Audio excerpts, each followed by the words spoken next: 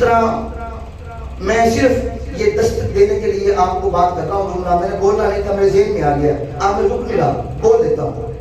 بسنت کے دنوں میں باتیں بھی بسنتیں بناتے رہے ہیں، استغفر اللہ، پوری رات۔ او نوجوانوں، تمہیں دستک دے رہا ہوں، بابے کو بھی دستک دے رہا ہوں، پوری رات نوجوان بسنت مناتے رہے، تھکے نہیں۔ آج تراویح کے نوجوان کہاں ہیں؟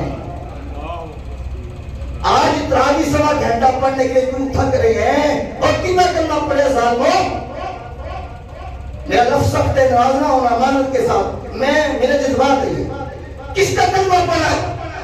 بسنت کے لیے جاگتے رہے ہو، پوری رات بوکاٹا ہوتا رہا، بابے بھی ٹھمکے لگاتے رہے ہیں جی۔ آج بابے کہاں ہے؟ وہ چند بابوں کے علاوہ اللہ ماشاءاللہ، ہمارے تو بزرگ ماشاءاللہ تراویح پڑھنے والے ہیں، جو نہیں پڑھتے ان کو کہہ رہا ہوں، وہ نوجوان کہاں ہے جو پوری رات پیسہ بھی برباد کرتے رہے ہیں اور اپنے ہمسایوں کا حق بھی مارتے رہے ہیں، ان کو تکلیف بھی دیتے ہیں؟ اور نوجوان کتنے گئے بھائی بسنت منانا لے، صرف بسنت کے لیے پیدا ہو گئے ہو؟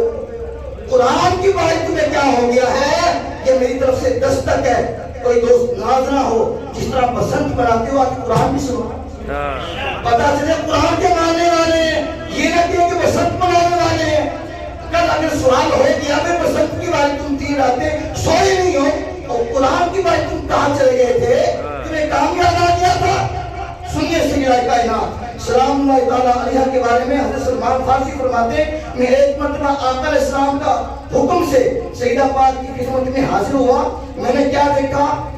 حضرات حسنین کریمین سو رہے ہیں، سیدہ پاک اپنے شہزادوں کو ہوا بھی کر رہی ہیں، قرآن بھی پڑھ رہی ہیں، اپنے شہزادوں کو ہوا بھی کر رہی ہیں پنجے کے ساتھ تلاوت قرآن ہے۔ میرے کعبہ سے گرا آپ کی بارگاہ میں سلام ہو، لاکھوں کروڑوں اربوں خربوں جس نے اپنے بچوں کو لوری میں قرآن سنایا، جی کھانا پکاتے ہوئے قرآن سنایا، سوتے ہوئے قرآن سنایا، دودھ پلاتے ہوئے قرآن سنایا، اسی کے بیٹے نے کربلا کی دھرتی پر نیزے کی نوک پر قرآن سنایا۔